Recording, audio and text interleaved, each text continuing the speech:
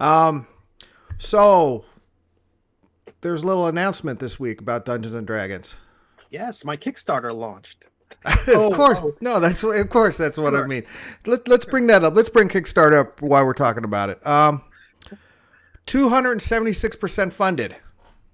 Is that right? You are. Hot damn. There's Damn. there's another one called Oddity Offprint that's 86% funded. I don't know. Launched two weeks before the other one. All right.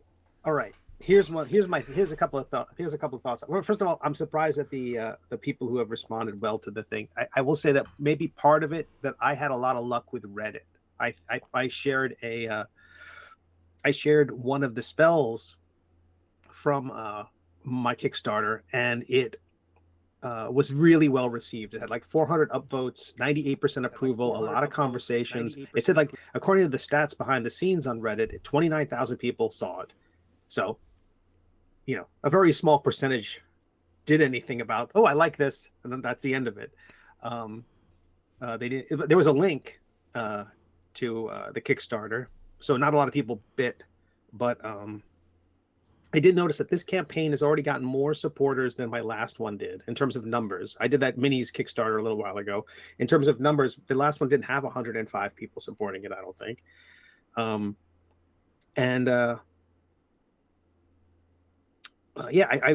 want to credit Reddit. Also, I came into the Zine Quest, one with their tag. You didn't. They robbed you of that at the beginning of your campaign. And I also came into it a couple of weeks late with a lot more information, like price points. I've got higher ticket items so that there's a $50 thing you can get, and that's a lot easier to hit your goal if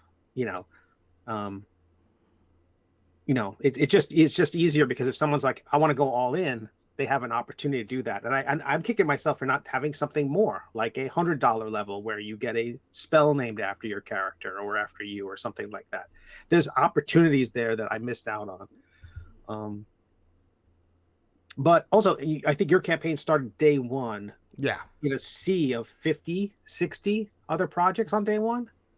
So that's hard to make a splash. It's like your comic comes out that day. Oh, and there's 60 other number ones that come out that day. It's like, oh, for God's sakes, forget it. I'm not going to get any attention. It's like when I launched my comic book series, Avant-Garde, I think it came out the same week as Batman, or it was solicited for the same month as Batman versus Spawn. And like, if you're a retailer and you got to guess where you're going to put your money, it's not going to be my cheesy black and white indie comic. It's going to be, free money. It's going to be printing money with Batman and Spawn. So I don't know. I think you came out during a glut, and I think that might not have helped.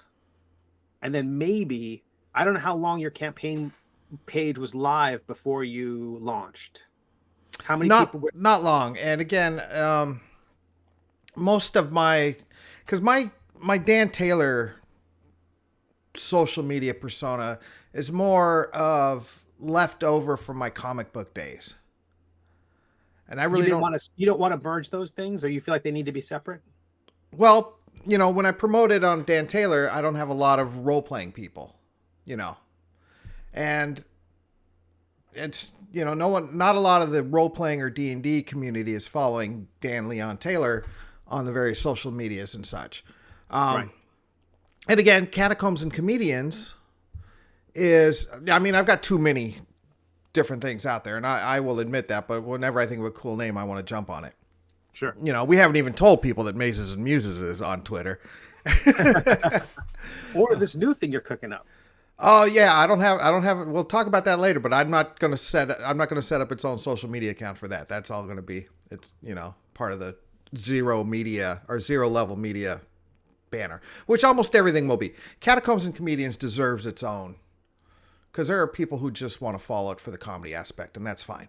But it falls under the zero level media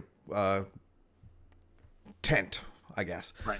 But yeah, so all these old comic book people who follow me from my comic book days, where you and I first met and worked together, not a lot of them are into the role-playing games, or they're not going to support my role-playing game endeavors. If I launch another Hero Happy Hour comic book, which we may do next year because it's its 21st anniversary, making it old enough to drink. We were originally planning a 20th anniversary, but both Chris and I got busy, and we said, hey, 21st, that's even better. So, I'll promote the hell out of it there on Dan Taylor. Comic book people will get to it. Right. So I didn't really promote it much ahead of time because nobody's following Zero Level Media yet for the role-playing D&D stuff. Nobody's, the Catacomb and comedian crowd, the role-playing crowd's really not following that yet. I'm slowly building this, and you understand building a brand. It takes time. So you kind of have a brand just because you had the miniatures beforehand. So everybody jumped on that, but there's a definite Steve Conley brand out there. Right. And it's good and it's solid, and I follow it. And I think there's a lot. I think I'm promising a lot for $5. I feel like with this Kickstarter, it's like, okay, a subclass and spells and magic items and creatures. It's like, I feel like that's a whole, like I was looking at another Kickstarter campaign. I think yours is very clear, which I like. I think it's like you're saying, here's the value proposition. It's 5 creatures. Mm-hmm. Add 5 creatures to your campaign. 5 fun, weird, hilarious creatures to your campaign. There was another one I was looking at, and it was like the goal was reasonable. The everything about it seemed right, like mathematically correct, but it didn't have a hook, right? It didn't have that thing saying, why do I want to get this thing? It's like it was yet another setting. And why do you want yet another? Your characters are already having an adventure in a world. Why another world? And why this world? And why not Eberron? Why not Tal'Dorei? Why not all these other ones that already exist? What makes yours special? And I feel like they were doing it, and they just hadn't made that click. Then there's other ones we're up against right now. There's one that's a sci-fi adaptation of 5e. Ads are everywhere. They got lots of sponsorship positions on the most popular D&D podcasters, and their delivery date is August of 2024. Ugh. Yeah, exactly. And it's a zine? No. This one's a hardcover thing. This is going to be a full-on version of 5e, but for sci-fi. It just feels like 2 years off. Is like, so One D&D will be out. The sequel of the Dungeons and Dragons movie will be on video already. Will be direct to video already. I'm Don't say that. Don't.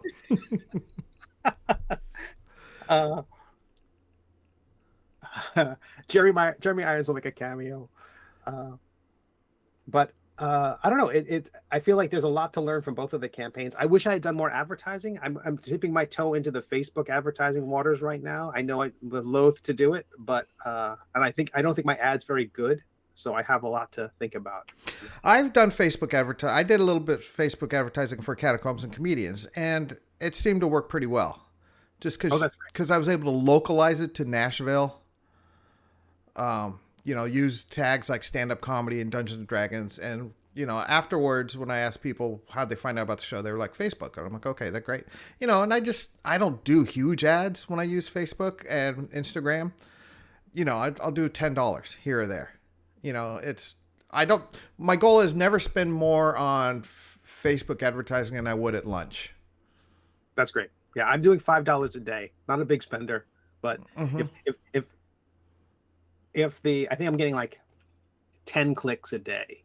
If one of those 10 gets the PDF, it'll pay for the thing. That's a good way to look at it. Yeah. And then hopefully if they love the PDF, then they'll come back for the next one. So part of it is really, it's also kind of the way you trick yourself. Like, I'm going to go to San Diego, sit up there, because it's not because I'm not going to make any money. I'm going to lose money for sure, but it's going to be a good investment in my future. I view these ads as, it's an investment in my future. Exposure. Yeah. That we all love being paid in. Harlan Ellison slide. People die of exposure. Yeah. So the Zine Quest. It's fine. Again, I'm not complaining. Yeah, sure. I'm 86% funded. We'll get there. Full disclosure here. I'm at $430 of a $500 campaign. 2 people pledged $100. Oh wow. So if I took those two out, I'd only be at 230. I wouldn't even be halfway. What do you think is the lesson there? It's not like the art's bad. It's not like the concept's bad. It's not like is it just what makes a thing click? Is it just there was no audience? You haven't built up the zero level brand yet? Yeah, I don't have an audience. I don't have an audience yet, and I'm pretty sure that's it. I think most of these zines that came out, huge out of the gate, they were able to promote it beforehand. They had it set up. This is, they're on their volume 2, 3, 4, or 5 of their zines. Right. There's histories of these before. And I think, I'm not upset that it's not hit its goal. Because again, this isn't going to make or break me. I'm not paying rent money with this. Right. I'm using this more as, this is sort of advertising. This is what, for the Catacomb Comedians brand. Well, Monday you're going to get the Intoximancy bump, which everyone's excited about. Well, that's all I need, and that should do it. Let's see, Monday? Monday. Yeah, okay. It'll still be going on because I think it closes next Friday. Right, because you have your show on Thursday, right? Yes. No, Tuesday. I got my show on Tuesday. Tuesday. Well, so getting to that, you were able to create let's test it. Let's see if I can send people your way. You can go into the dashboard of Kickstarter and create a specific tag and call it, Intoximancy, Conley, whatever, and just send me that link, email me that link, and I'll make that the link I give people, and we'll see if that converts anybody. Okay, we'll do that. I'll if you don't hear back from me an hour after this, send me a reminder and I'll give it to you. And the idea is that I'm going to include your full project image, and then basically say boom, and then here's the link, and hopefully people will go. I've tried text links in the past, but the big old project image works better. That's what when I did my last graphic novel collection, Jeff Smith and Eric Powell and I all swapped, and the graphic is I think helps sells it. Oh, I think the graphic helps sells all the time, especially when I got that fun art from Musgrave there. Right. So, but yeah, you should be very satisfied with your Kickstarter at this point, I would believe. I think so. I'm it's more it's gotten more love than I thought it would get. I'm getting people who are stumbling onto it are my real worry now is I don't know how to follow it up.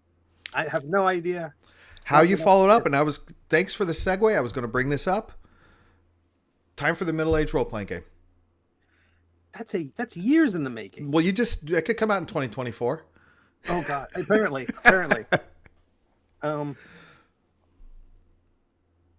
That's fascinating. It's a neat idea. It's all. I think the next thing I'll do is have an idea for a module, an adventure module, and it would leverage some of the creatures created in Intoximancy, the ones I've been playtesting. I think a module might be a way to go. I'd want to make it old school. I want to make it like the loose, black and white interior, saddle stitched with a cover that's loose and has blue maps on the reverse side of it. Total old school. Okay, check this out. Check out how they did the Rick and Morty Dungeons and Dragons. Okay. It's a box set. Oh, wow. And I'm not saying do a box set, but it's only just a couple of pamphlets and, and that way you could see how they worked a license into a D&D game. Is it a full on is it a full on play with Rick and Morty kind of thing, or it's kind of like, they have pre-made characters and all that sort of stuff. To be honest with you, I haven't opened it and looked at it because there's the Dungeons and Dragons Rick and Morty comic books. Right. And this was, they put out a box set. And in fact, I was going to get up and get it, but it's way on the other side of the room. But it's out there. And then you could probably pick it up for $14-15. And it's probably worth checking out. And then also maybe the Stranger Things Dungeons and Dragons box set. That's interesting. I was going to look at Acquisitions Incorporated because that seems like those guys, when they did the book, that seemed like a legit, hybrid of something silly. Although they have they do have world building. They do have a whole. It's a whole campaign, like Eberron type setting. But it's a great book. I highly recommend it. Okay. I mean, I got a lot of inspiration for Catacombs and Comedians from the Acquisitions Inc. Oh, that's great. shows. Yeah. So, no, but I think that your next role playing game project should go with the adventure type thing. Go with the module. I think that is the next step. I think building up the audience. If I can get this, I mean, in a perfect world, this campaign will get up to 200. In a perfect world, this campaign will get to 1,000 backers. Good morning, Fraley. Hey, Fraley.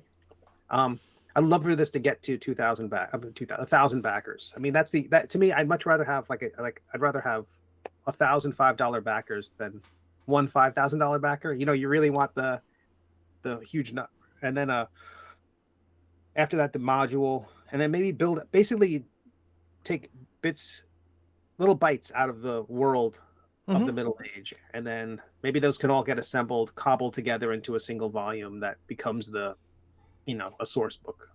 No, I think it's you definitely just in time for 7th edition to come out. All right, let's talk about One D&D now. I've already got my binder going. Okay. Got printed out the first play test. So I am getting all going, checking it out. I will print out and continue and just put it all in a binder. I think I did that with every edition since I started doing this sort of stuff. That's right. And so, I mean, there's a lot to talk about. They announced a lot of stuff at D&D, but I think everybody right now is focusing and pissed off that monsters can't crit on 20s. Can't what? Crit on 20s. They can't? That's what they just said. Only players do critical hits. Well, there's my adamantine armor. Well, it's also, it's kind of a house rule. So I don't think it's, Right. I mean, and that's like, and it's so far away from being launched. So we'll see. I mean, I don't use my monsters. Our NPCs really don't crit player characters anyway, unless it's something juicy in the story that'll work. I don't need to. There's so much noise and so much yelling and shouting already going on. Is this your first edition wars, Steve? Do you remember all the hubbub when we went from 3rd to 4th and 4th to 5th? I was a passive observer then. I watched it. I dipped my toe in it. I sat on the periphery of a lot of conversations about like it's becoming World of Warcraft. When it went to 3 to 4, I think. I mean, I heard a lot of that stuff, but this is my first time. But I don't even feel this. Even from my limited perspective, I'm not getting a sense that this is a war. I feel like it's quibbling. A lot of people seem they're playing it very safe, because I do think Wizards of the Coast, Hasbro, have stumbled onto success. Something Rick Veitch told me a long time ago when I said, I really want to make Astounding Space Thrills into a comic. He says, it's easy. You make your comic and wait 30 years. Because then in 30 years, those people will be in charge of the studios, and now you have the Sandman, and you have these things. 9 more years and we get Hero Happy Hour. Right, exactly. There's going to be somebody, right? So you have your Usagi Yojimbos, you have those things. And I totally agree. But yeah, I don't know. So I feel like they're right now very lucky between Stranger Things and Critical Role. They could have been playing any edition in those shows, right? Yeah. It didn't have to be 5. But I do think 5 is so user friendly, they can't mess with it. So I think everything they're doing now is they're doing little tweaks. They're tightening bolts and cleaning things up and fixing glitches and trying to roll everything under their digital environment, which I think will go to a subscription model like Netflix. I suspect at some point, right? Because currently to unlock all of D&D Beyond is what, $700? Something like that. Yeah, they'll change that to $15 a month. They want a subscription, and then you'll have access to their virtual tabletop thing. And but I think it'll all go to a $15 all you can eat subscription. I'd be happy with that. Sure, everyone would be, and they'd clean up, because it would stop me from having to go over to all the various bootleg sites to find out what Mindsliver does, or what's Strixhaven rules, or There's I mean, like one spell in the back of something that, oh yeah, everybody uses that. I've got a dungeon master who has all of them. So I have access to everything on D&D Beyond, but only for his campaign. I can't Right. give players access or use it in my campaigns. And I Right. sometimes forget that. So if they went to I would shell out 15, $20 a month, maybe even, just to have access to everything as I need. Because I don't need every book or every page or every paragraph of every book. But there's a paragraph in this book I need. There's a map in this book I need. There's a monster Uh-huh. in this book that I need. And so, yeah, subscription definitely is the way to go. Now they're going to utilize this whole virtual. I've never used virtual tabletops to its full extent. I've done a little bit on it, and this looks like it's going to be a really interesting tabletop to give it that tabletop feel, the way they described it. But I don't know. Just look. I mean, it looked gorgeous, but it looked busy to me. Yeah, in the end, people want to take the top-down view. They want the isometric top-down view because you want to measure my effect is, the fireball goes out 30 feet. And if I'm going to some sort of three-point perspective to figure out how all that stuff, it's gorgeous. I feel bad. Basically, I feel bad for everyone who's developing a tabletop virtual environment right now, because it's like, oh crap, D&D Beyond's getting into that. I don't know. I like Fraley's comment. Yeah. Yeah, I miss the days of modules instead of big book adventure too. That's one of the reasons why I think the next Kickstarter should be something very tiny. I'm planning on doing something that will be like, if it's a 1 or 2 night adventure, and the idea being that if the first night is a preamble, the setup for the big thing at the end, make the first part something you can excise. So you're only playing for 1 night, fast track. Let's get to the meat of this thing. But I do like the idea of it. Also, I want to reduce the amount of work I have to do more than anything. That's like more important than anything. It's like I don't want to, because I know if I have to design the interior of a tavern, I'll be like rendering sconces. You know, Says the guy who designs the miniature and then paints over the miniature and then yeah. it worked out. I mean, I think I'm a cowardly painter. I'm a cowardly. It's a gorgeous. Yeah, the end product's gorgeous. But yeah, and I'm a theater of the mind guy, so I'm probably not going to utilize their tabletop that often. Right. And they showed some beautiful minis, but how much control do you have over those? Is Hero Forge sweating right now? They'll buy Hero Forge, I think. There's another company. What's Eldrick Foundry or something like that? Yeah. That yeah. And Hasbro has to be thinking, hey, aren't we a toy company? True. But yeah, I mean, I don't know. It's an interesting time for Dungeons and Dragons, but then again, we said this 6 years ago, 10 years ago, 20 years ago. Oh yeah, you were talking about the wars. What was your experience? Tell us about your war stories. I don't care is my thing. I always get excited with a new edition. I'm not that, and I'm a guy who hates change. I hate change. Do not. I will watch Scrubs over and over and over again just so I don't have to watch a different TV show. But when it comes to D&D, I get excited about it. I'm very excited about this new edition of what's going to happen. Because my way of play and my games are never. I use pencil on my character sheets, not pen, for a reason. Things change. Right. So will I? Yeah, I mean, I will get all this. I will, but I'm not. I'm eagerly waiting for the new books, and Hasbro and Wizards of the Coast have to do this because they need to continue to make money, and they could only bring on so many new people as it's coming out. Because you own your player's handbook, I own my player's handbook. The only way they're going to get more money is for the player's handbooks to fall apart after 5 years, and you have to buy a new one. Right. Which has happened. I have bought another player's handbook simply because my player's handbook fell apart. So here's your choice, people. They can either make shoddier products like Apple when they, after a certain amount of time, the iPhone battery doesn't last anymore, and you go out and buy a new battery or a new iPhone, or they can just make another edition or the edition.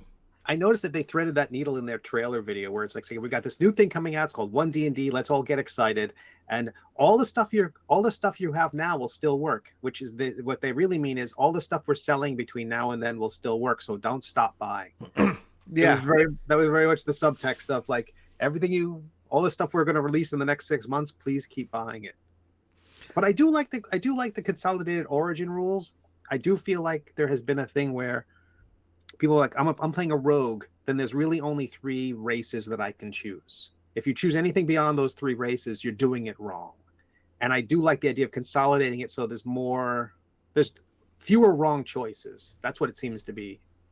That's when I look at what they've done. It's going to be a thing where if I want to be a dragonborn cleric, I haven't made the bad choice. Right. So I do like it for that reason. That's going to hopefully give people more liberty. I do. Let's talk about the specific. Let me get out the tomb. Okay, this new origin. This is the kind of character creation that I like. It's because when I first saw 5th edition, I got really excited about these backgrounds, but they really didn't come into play, I don't think. Right. I think now that your ability modifiers are tied into your background as opposed to race, and they're going to, do without the word race as well. What are they changing it to? Well, they still say character races here. Yeah, they still say race. But I think lineage or something might, it might change there. Right. Yeah, because it just makes your dwarf not as stereotypical with the plus constitution. It makes, your elf not as stereotypical with the plus to dexterity. And so I like that aspect that it's going to, it makes sense for my, artisan background to have a higher dexterity. Right. And even though he's a orc, And Tasha's Cauldron, that kind of broke away that said, okay, we say you put the stats where you want. A little bit. There was a little bit of that too. The more basically saying, "Hey, house rules. Here's some suggested house rules."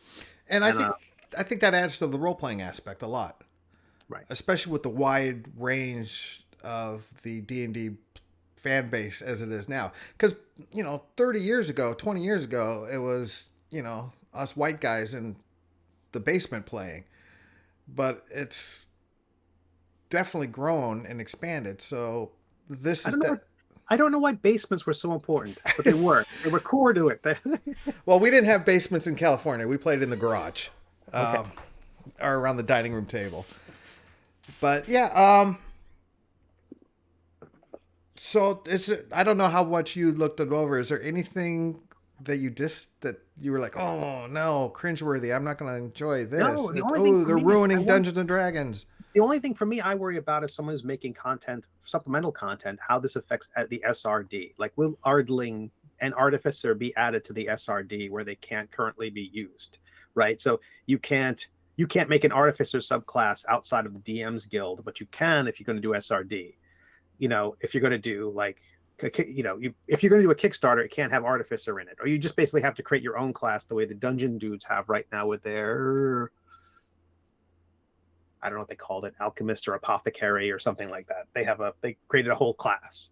So I don't know. I'm curious to see how it affects, because again, I feel like a lot of the choices are being made by the bean counters, and if they want to have all the money, they have to look around at all these Kickstarters that are happening and go like, why are we getting more of that? Why is that guy having a $2 million campaign for, why is Matt Colville having a $2 million campaign for his monster manual? And why aren't we doing that?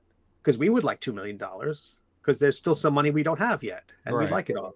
So, I don't know. I worry about it. I'm a worrier. As a creator, so not, as a player, you're not worried about it. As a D&D fan, you don't give a shit. But But D&D is going to crit. If if the monsters are still going to crit at my table, I'm certain of it. no, yeah, and that's every game should be a homebrew when it comes down to it. Right. It's a dungeon master's guide. It's not a dungeon master's Bible. Right. And how many people have forbidden spells from the game? It's like they're saying, "Oh no, no, no, you can't have this." Was that conga line healing spell where everybody gets to a spiritual healing, a spiritual. Yeah. There's some. It's so forbidden. I don't even know the name of it because there's never been a table I've ever played at where you're allowed to use it. It's some simple spell, but it just heals everybody up to full. And the dungeon master just throws their dice against the wall. So I don't know. No, so as a creator, I don't even think I've heard anybody discuss the future of the SRD with this new edition yet. And as you know, the open gaming license and the SRD, and as a third party content creator, I'm very, I don't know if nervous is the right word or anxious about it. Right. I mean, the nice thing is that the stuff we're building is not going to be outdated. Like if they had said in their thing, say, "Oh, we're going to rewrite the rules, stop buying stuff." Like, oh no, we're not in the middle of my campaign. Right. But thankfully, they're saying that our content will still be good. It may change the kind of content I create now from until the new edition comes out or until we get a definite answer on open gaming license or SRD. If a monster can't crit, then giving it a larger plus to hit is better than giving it advantage, right? Because you at that point mathematically you want to be able to hit more often, even if because critting doesn't matter anymore. So advantage is less. The reason for advantage is to give you 2 chances to crit. I mean, that's the big kicker of advantage. So I don't know. So how will you create the monsters would affect things if crit goes away for the bad guys. The way I look at crit is it's not a strict rule element or component of Dungeons and Dragons necessarily. It's more of a flourish or level of excitement because everybody at the table gets excited when somebody crits. Yeah, for sure. It's a special effect. It's a bonus. I have a Lobby campaign of mine. I've got a what is it? Why am I drawing a blank on that? He's a cleric. But he's one of the mechanical creatures. I forget the name of it. Oh my goodness. Warforged. Warforged. Thank you. He's a Warforged cleric. And the idea is that he had all these, as he gains levels, he's basically bringing his old systems online. And so he's got crazy amount of armor. So he basically has a 19 AC at level 3. He's got a shield, so he's hard to hit. And I've done bold things with him, stupidly bold things with him, because I think I can't. I'll be fine. And so basically, I charge into something, and he gets crit, and it was enough to just one shot him because he's a cleric at level 3. Doesn't matter what your AC is, you're still made of paper. And he crumbles, and it just says, "I've miscalculated," and he just falls. Like I feel like that's the kind of like I love that moment. I love that he got crit. I love that it is. Yeah, I love the randomness of it all. So as a dungeon master, you will keep crits in your game. Hell yeah. Yeah. Hell yeah. Unless the players don't want it. I really feel like that's a conversation you have at the beginning, because if suddenly they think they can't be crit, then I have to do things. I don't want them to go, whoa, whoa, whoa, whoa, whoa. But all of it's every house rule is just a agreement with the players, right? And like I said, when I crit, like Catacombs and Comedians, when I playing up there and I'm rolling behind the screen, most of the time I'm rolling just to make noise.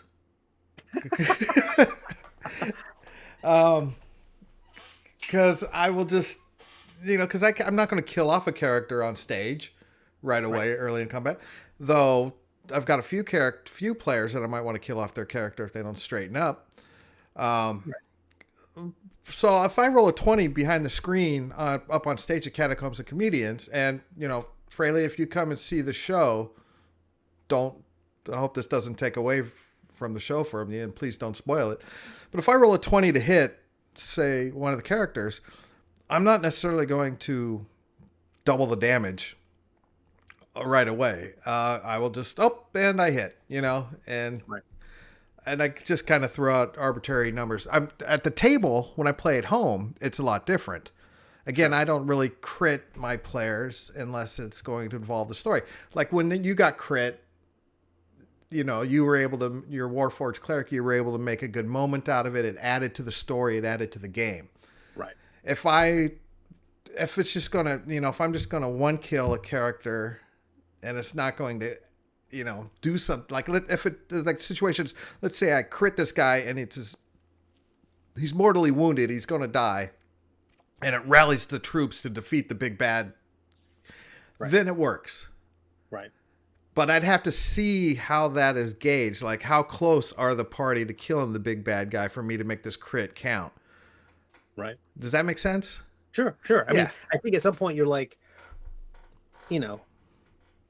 you're hosting a party and you're trying to be a good host and you're trying to make a good dramatic moment. And sure, I prefer the randomness to not occur during combat. I prefer the randomness to occur in other ways. Like, who are you facing? Like, I've got a chart in one thing where it's like, what kind of creatures are you going to face? And that won't change the composition of things. But during the fight, maybe randomly choose who they're targeting. That seems to be, or have like one where it's like roll a d4 to determine what this group of bandits, what their strategy is. Will they focus on the weakest? Will they focus on the most obvious threat?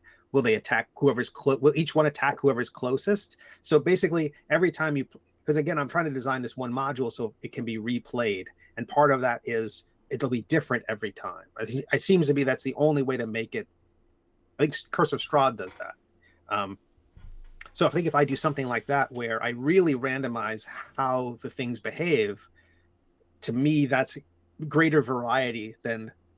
Someone comes up, first move, brings his axe down and cuts the hero in half, and a person's just like, because you see how heartbroken a player is when that happens. Mm-hmm. They're not having, unless they're a hammy actor and they want to play up the whole drama of it, which is, again, that's the person you want to hit. Not because you're mean, but because you think that's going to be a good story. But you just don't want to break their hearts. You see sometimes a character gets hit, and I even do things like NPCs all get death saves. I don't let there's a kid running across the street, they get hit, the bad guy turns and hits them. The kid's not insta-killed. I even feel like villains that you knock out get death saves, because what's good for the players are good for the NPCs. Because sometimes you don't want to kill the bad guy. You want to revive him and ask him questions. And I feel like, why would the players get death saves but nobody else does? Well, they're heroes. That's why. But I guess that's just me playing advocate. I see Fraley's got a question. And as the professional dungeon master in this group, how do you, when you're, I know you mentioned that at Catacombs and Comedians, you might fudge the numbers or, err on the side of drama. But how do you handle crit damage? I generally double damage or roll the damage dice twice. Okay. I don't have a set way. It's kind of, it depends how rushed I am or how mixed up I'm into combat, or if everything's going smooth, I might take the time to double damage, roll everything. Right. If I'm just trying to hurry and moving along and I'm using like the base damage that they suggest that the monster does, just double that. If I were to use it, if they roll, I'll just say, just roll your damage and double it. That's generally what tends to roll off my tongue most often. Right. But did you see that in these new rules about inspiration? I got my inspiration ship right here. How a player gets inspiration if they roll a natural 20, a crit 20. Oh, I didn't see that. I heard it seemed like inspiration was going to be much more of a fluid, no longer this thing that's bestowed by the DM that gives you an instant win whenever you need it, but much more of a kind of like the lucky feat, kind of everyone has the lucky feat now, where you can re-roll if you need to. Now, here's one thing, and I was watching Sly's show before we jumped on, and he had, and I guess it's been discussed in other words, that perhaps instead of instantly getting inspiration if you get a critical success, you get inspiration if you get a critical failure. That way, if someone's having a bad time, you know, the next roll they might be able to, you know. Agreed. I do think it's weird to reward a crit because the reward is the crit. It feels weird to, oh yeah, you crit. Oh, and you get this bonus. It's like, really? You just crit. That's what you want more? You jerk. Yeah. And I could now I look at two sides of the coin.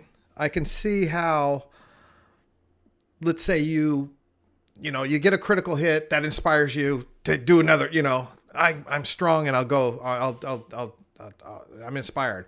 I can also see if you do a critical failure, you go, oh, that inspires me to do better next time. Right. So it works both ways. Sure. How am I going? I'm not going to use it for both things.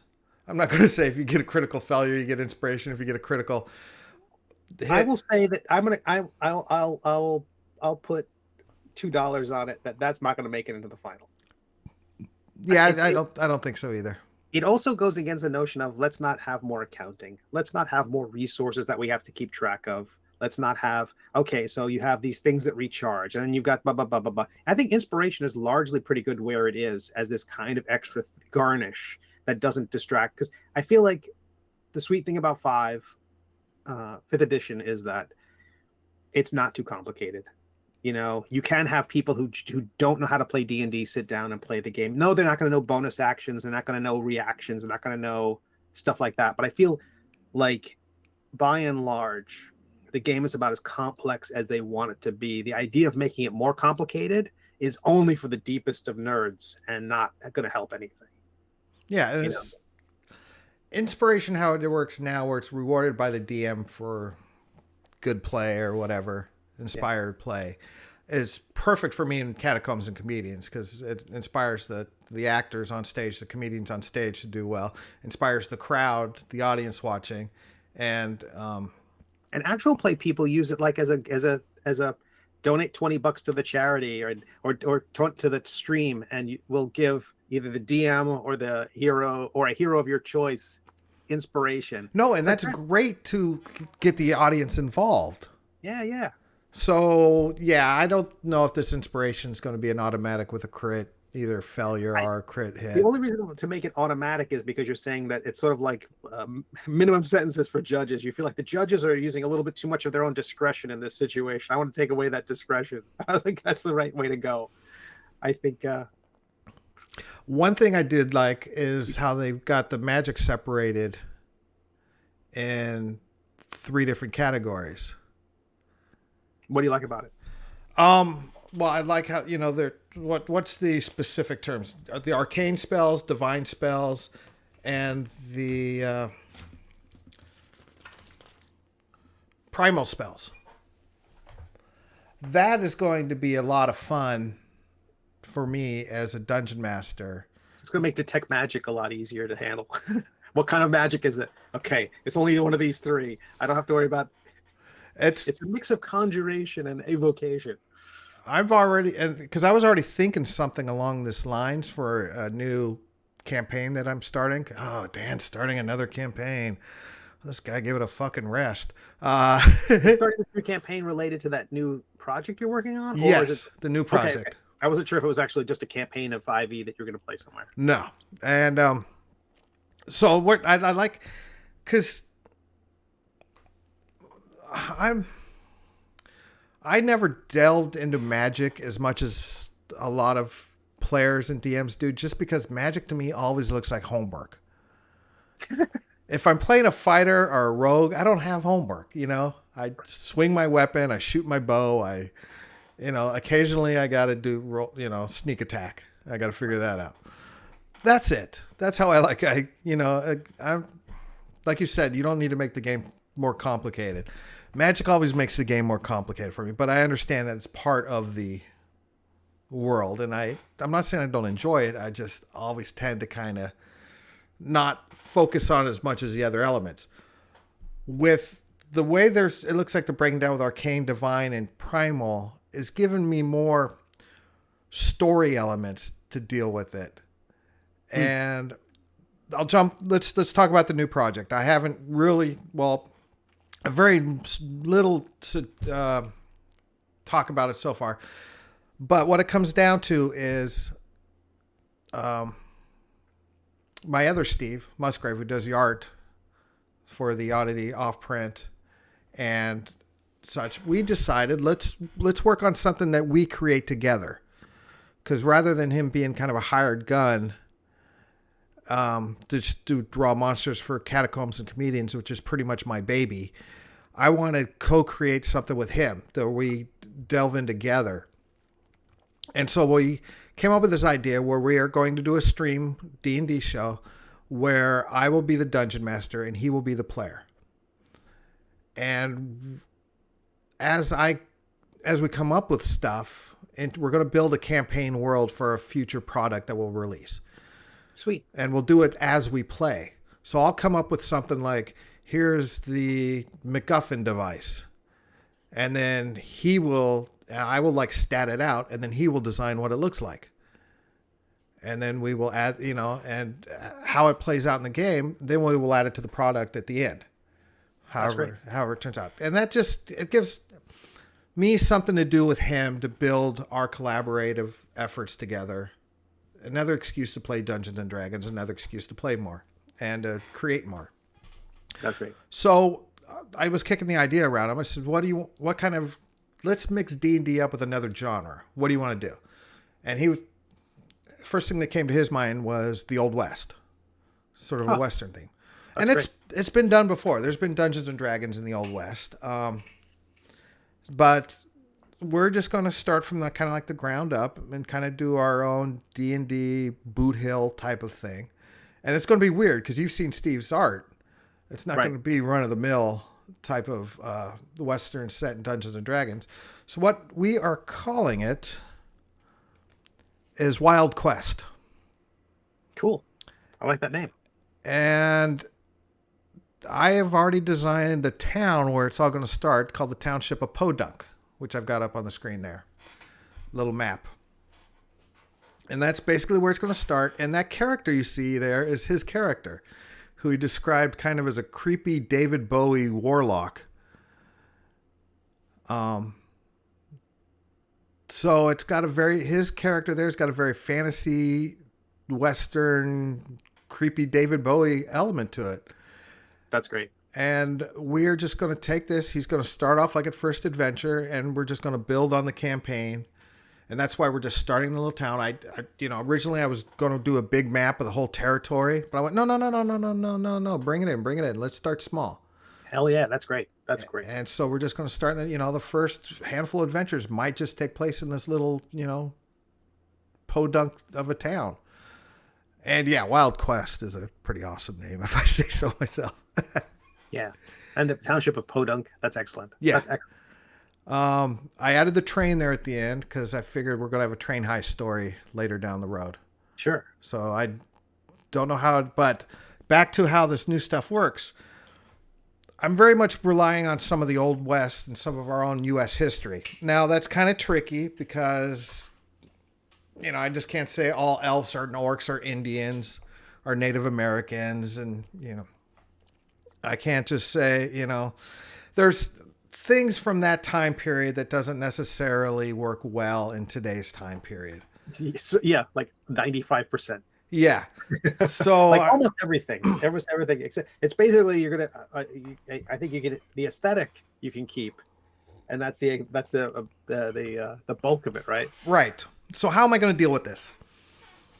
One of the things is, yes, there was a civil war in the East to make the kind of before everyone went out west. I'm making, instead of the issues that were our actual civil war here in the States, I'm using it as a thing of the North favored arcane magic, the South favored divine magic. Done. A lot simpler, a lot easier. And then out west is when they run into primal magic. That's how those three magics. Does that make sense? Sure. I mean, as long as the I feel like it all comes down to the story. You know, so I think like, and the finish. But I do think you're right to try to come up with any analog, any historical analog is just like prone for misinterpretation, and you end up having to. I mean, one of the benefits of writing a fantasy story, like I write this webcomic, the Middle Age, is that it's not contemporary in any way, and it's set in a completely different world, and you're not bringing all this stuff to the table, because you're bringing the real world with you when you sit down at the table. But the idea that the game could anyway, people read Lord of the Rings, and Tolkien the entire time said the Eagles are not America, they're not saving the day, like he had to say like, this is, stop reading into it, right. This is a legend. And I feel like fantasy gives you that opportunity to disconnect from the real world. And so I do think using the West as a aesthetic spurs like on that character, and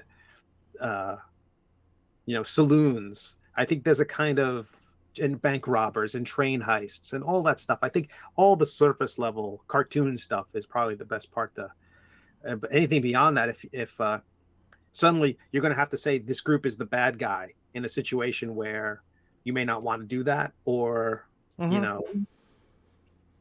it's gonna be a tightrope I'm gonna be walking, because like Mandalorian had to do that, and Boba Fett had to do that. It's gonna be a tightrope that I'm walking, because I've got to remain conscious. I mean, it's I don't want to delve too far into this in this discussion, but look, I love Edgar Rice Burroughs' Tarzan stories. But they are so wrong. Sure. I never got into the Cthulhu stuff because of the creator. Right. I just can't wrap my head. Why it's okay, I can read Edgar Rice Burroughs, but I can't read, what's his name? So how much do I gloss over the ugliness? Do I include any of the ugliness? How much? So it's going to, if anything, it's going to be interesting to see how I pull this off. Yeah, I think it'll be great. I think it should be as historically accurate. I would imagine in my work, if it were me, I'd make it as historically accurate as a Roy Rogers restaurant. You know what I mean? I would make it as a, like don't even try. Don't like, right. Or the idea would be that you have, you don't want to make it Deadwood, but you want to give room for people who want to have a campaign that makes it Deadwood. You don't mind having people who are, surly bastards.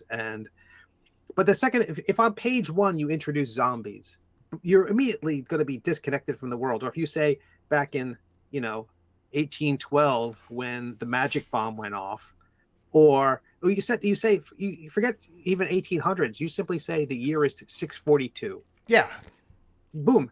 It's the whole thing is Western. It looks Western. You're not even saying West in the name, but you're saying the whole thing is got this aesthetic, and the year is 642. And suddenly you're like, oh, okay, this can't possibly be a mirror universe of ours. This isn't. And I'll tell you right now, it's not taking place in the United States during the 1900 or 1800s with magic. It is not. Right. If I get around to designing the whole territory map, it will look completely different and have all sorts of different elements. Yeah, I think that stuff you throw a few things like that in there, and suddenly people will be like, okay, cool, we're not. The author, because I do think people read books now, at least with one eye on what's this author getting at? Where is this person coming from? And I think you put a few things like that, you kind of make your life a lot easier. Yeah, there's not a lot of symbolism in my work. There's not a lot of deep meaning. It's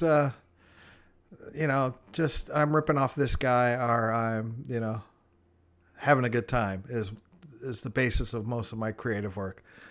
But yeah, it's going to be interesting. That's what I'm doing with Steve. We're going to do our Wild Quest. I don't know when it'll launch, because I've got a lot of I got season 1 of Catacombs and Comedians to finish up. which is what I'm calling it now. I'm hoping to have 2 shows in October that'll be Halloween theme, and then 2 shows in November where the comics switch between our 2 clubs, and take a little break before we start more. But then I've been interviewing players for the streaming Catacombs and Comedians game, and that's been going well. I've got some great, I think, fun talent lined up. But yeah, like you keep calling me professional dungeon master. I just want to quit my day job and keep steering in that direction.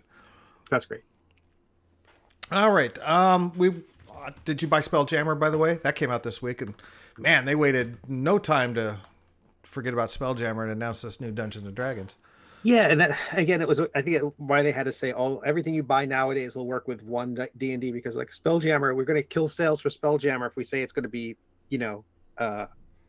obsolete the day it's released.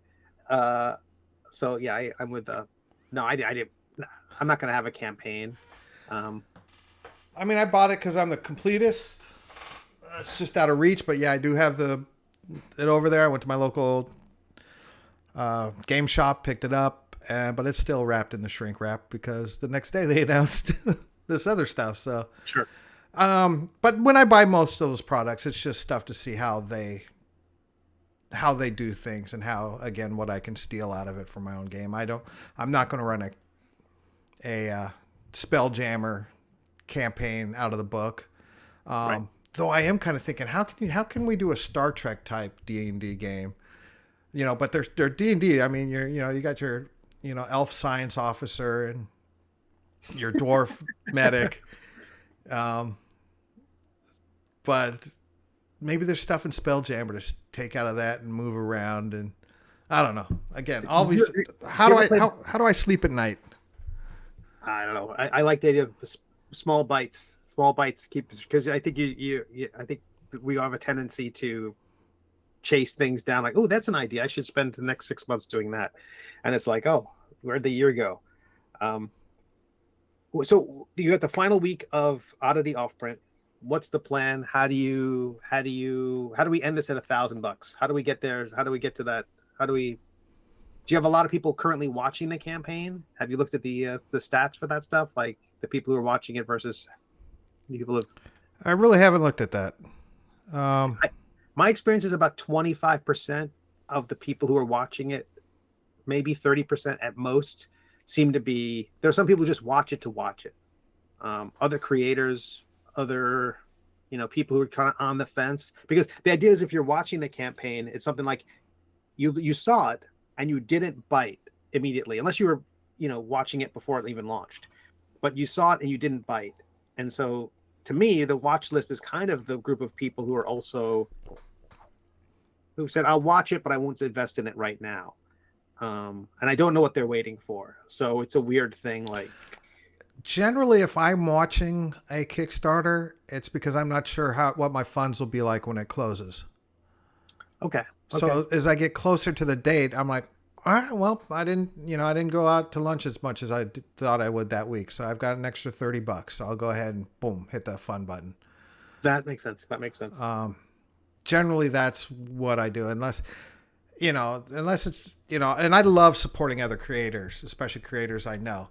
That's why I jumped on yours the moment it went. That's why I jumped on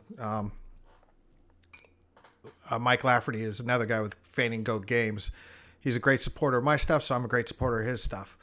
It's just because if we're not going to support each other, who's going to support us? And did you do like a graphic swap of like telling your people, hey, go check out his project and suggest I didn't do a graphic on my last input update. I included links to yours and his. I appreciate that. Yeah, so I don't know if it did anything, or probably not, because I don't know who's reading my updates, because the 30 backers I have. But yeah, if I hit 50 backers, I'm adding that Dragonado to it, so we'll have another creature. So gotcha. So that's not a dollar limit. It's a number of backers. Pledges. Yeah. So we'll see how it goes. Again, I'm not afraid of it not funding. We're $70 away. By next Friday, I would assume that we hit that mark. Right. But I gotta tell you, I'm seeing if I can squeeze in one more Zine Quest before the end of the month. I was working on graphics for that yesterday. Wait, really? Yeah. Another Zine Quest before the end of the month. Oh, that's great. Okay, do you want to talk about that? Or I know we're running up on our hour, but This is real simple. Just here's a collection of magic item type things. wow. Okay, cool. It's something I just got a cool title, and it's a specific set of magic items and spells, kind of like your thing, without the fancy painted art. But it's all, I was able to find a public domain clip art to use to give it the right aesthetic feel. And it's all black. It's just going to be black and white. And it's going to look zany. It's going to look like a zine. Wow, that's great. But we'll just see how it goes. I mean, I'm not going to launch anything until this one's over on Friday. And, but it's something I've had on the back burner as I was going to release as a product on Drive-Thru RPG anyway. Oh, wow. That's great. I'm well, I know what I'll be asking you about next Sunday. So, what I found was really fortunate. I think I was wrapping up that other Kickstarter, delivering the files for the minis, basically the STL files, and I was able in that email, because I ended up only with I only had 25 people who wanted the STLs. So it was like, how am I going to fulfill this? Oh, I'll just email people and give them a Dropbox link, making that the easiest thing in the world. I could just spend an hour doing this. Yeah, that was me. I was one of those STL guys. Thank you for that. So, so in terms of fulfillment, that was the easiest thing in the world. But then I was able to include a graphic from I don't think I sent it to you because basically the people who I knew had backed the project already, I didn't do it. But for everybody else, here's a graphic from the project and a link. So it was a chance to, here are your files. Oh, and here's this other thing I'm doing if you're interested. Now I haven't come up with an STL way. I don't have an STL available of that Intoximancy mini yet. I think I'm going to make that an add-on during backer kit checkout, and make it for $5, or become a Patreon supporter at any level and get it as a way of hopefully getting people over to Patreon. Again, my Patreon's a mess because it's the people who are there mostly for the middle age, and now I've got this gaming stuff that a lot of them don't care about. Yeah, I've got a Patreon for Zero Level Media that is going to include Catacombs and Comedian stuff and the Podunk stuff, or Wild Quest stuff. And I just posted something up there for Wild Quest where you can see the high def map of the Podunk town for backers. But yeah, it's just, I haven't been advertising it. I think I've got 2 people right now, which is fine because it's not, and I know both of those people, they understand right now that it's starting off and they don't need a lot of, they're not going to drop me just because I haven't given them enough material yet. They each got their free stickers that I promised. So what more do what more do is they there want? I'm thinking about other things you can add to it. Do you have the character sheets for the people who play? Exactly. Yeah, that's what I want to do. Throwing a lot more behind the scenes, because everybody who's going to be on and I haven't even made any sort of announcement like this or talked about it, but anybody who's backing me on the Patreon gets the the Oddity Offprint free. But I'm not going to make that announcement now because I want people to jump on the Oddity Offprint. Sure. Unless you're But it's basically it's a wash either way, whether they're good. But you want the campaign to succeed for all that stuff. Yeah. So after it's all said and done, I said, you missed out on the Zine Quest campaign for this. Why don't you just join the Patreon and get it here? Right. But yeah, so, and it's a lot of tough work to come up with this sort of stuff, because if you got the Patreon and you got your Kickstarters, and I just told you yesterday, time to start working on the Discord. Right. God, what a pain in the ass. Why don't I just read books? Fraley, whenever you're ready, we'll definitely grab a burger and talk some D&D. I'm all for it. And if you come to the show, if you come to the show Tuesday, make sure you come up and say hey to me. Free sticker for you, and I'll even give you a button, maybe an inspiration token. And there'll be T-shirts, but you might have to buy a T-shirt. The next week for my Intoximancy, I did get Intoximancy.com. I was just doing all these URLs and shortening it. Let me just buy the dang URL. So I'm going to promote another one. I just finished another piece of artwork for the Tankard, which is an NPC. It's a little tiny tank flagon thing that's basically fires and shoots, basically shoots force at people. It hits like a truck, but it has a slow recharge. So I think it's a fun little creature. And I'm going to be sharing that on Reddit. I don't know if they're going to like it at all. So I don't know if I'll get a bump for that at all. But I do have another spell that I'm going to share later this week. It's called, I'm really happy, kind of proud of this one. It's called Blackout Drunk. Mm-hmm. Again, it's a mage, and you basically internalize a fireball. And for 6 seconds, your turn, you are a hulked out John Wick. And you have like +10 to your armor class. You make 3 attacks with whatever you're holding, and they do 2d6 plus your spellcast damage. And you have advantage on saving throws and ability checks for that turn. And you get no reactions. You basically attack whatever you can. At the beginning of your next turn, you teleport to a safe space within 30 feet of you with no recollection of what just happened. And you roll a d20, on a 1 you soiled yourself. I just love the idea that for a second, like you're surrounded by creatures, you're surrounded by things, and suddenly you just turn into this. You just start hitting things.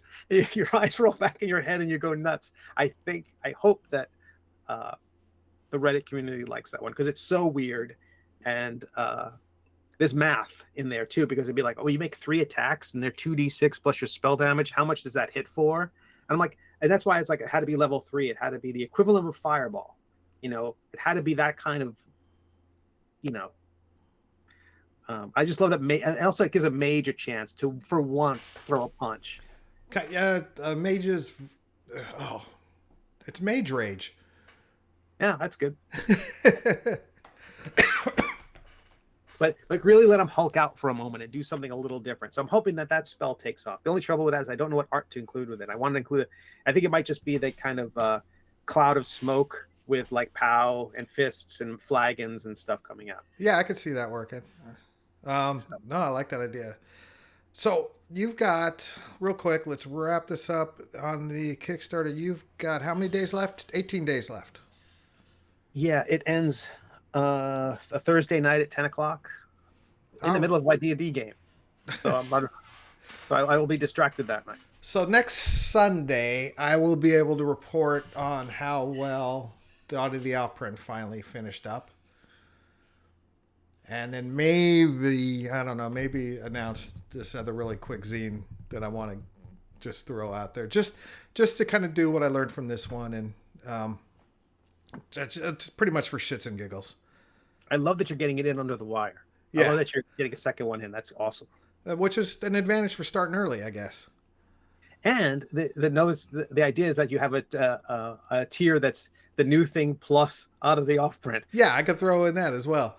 But then seriously, a $25 tier where you get the Catacombs and Comedians button, you get the Foul Bear, basically make a little loot pack because somebody's going to want it.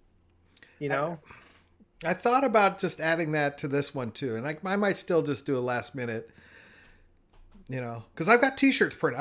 I'm looking at 40 Catacombs and Comedian T-shirts right there over on the other side of the office right now. So they're printed, and I could throw those out there real quick. You make another tier that has those at like a $30 level or something like that, or $25 level. You come up with that $25 sweet spot one, and maybe some of your backers will upgrade. Yeah, because I've got those show posters. I've got inspiration chips. I've got little buttons right here. I've got the stickers that I sent you. So, all right, maybe I'll throw that out there tonight. Depending on, we were going to go to the county fair, but it looks like it's going to rain here in Middle Tennessee. So, we'll see how it goes. So anyway, that's it. So now we got One D&D to look forward to. We've got our Kickstarters wrapping up and some continuing on. We're already planting seeds for other Kickstarters down the line. Okay, serious question, Steve. Do you think your module will be a zine for the next one in February? Yes. Okay, there you go. Heard it here. It seems like to not take advantage of that. And from all the things I've learned from this one, and I'm gonna keep an eye on that spreadsheet that's tallies it all up. Do I do a version of it that's Dungeon Crawl Classics compatible? Do I do a version that is, why am I drawing a blank on the old school OSR version? Do I in the next 5 months learn about those systems and make something appropriate so that I can appeal to beyond the 5e crowd? Do I, in that time, do I create a new version of Intoximancy that is also compatible with those systems so that I can have add-ons? I wanted to make it more like a classic module, but maybe I make it more, the same size. I'm doing A5 for this, the size of the OSR rules. Maybe I do it that size because it keeps the price down. Maybe it looks like one of the modules. Maybe it still has the same cover treatment. Maybe it has all the stuff, the maps and all those things, but it's just like a tiny version of it. Mm-hmm. I don't know. There's a lot to think about, but I definitely want to do something for, because having learned the lesson, I wrote them beforehand. I wrote Kickstarter before my campaign launched, the Monday before it launched, and said, hey, I don't see how to label my thing Zine Quest. How can I do that? And Tuesday they let me know, don't worry, I've tagged it. So that when it launched, it was where it should have been. So yeah, I've learned a lot of things, and obviously next February we'll see Oddity Offprint #2. Sweet. Because the monster, I've already got the monster artwork. It's done. That's awesome. Yeah. That's awesome. All right. Let's wrap it up. Steve, any last minute plugs? Intoximancy.com. Folks, thank you for being here and checking out the replay. But if you check out Intoximancy.com, it runs for another 18 days. And there's a $5 PDF and a $10 print zine. So fingers crossed it does. I'm still hoping that they're going to make it a project we love. I'm sure that ship has sailed, but I'm gonna hold out hope. Well, and I've got my Oddity Offprint, and just 6 or 5 days left to back that. Again, don't feel obligated, but it'd be appreciated if you did. And again, there's Catacombs and Comedians live show.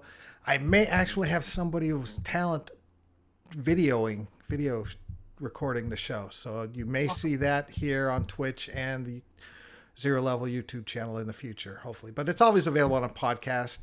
This show is always available as a podcast as well as a video to watch on YouTube on the Zero Level Media YouTube channel. And again, thanks to Steve Conley for chatting with me Sunday morning to inspire me to be creative. And I'm Dan Taylor, and may you make all of your saving throws.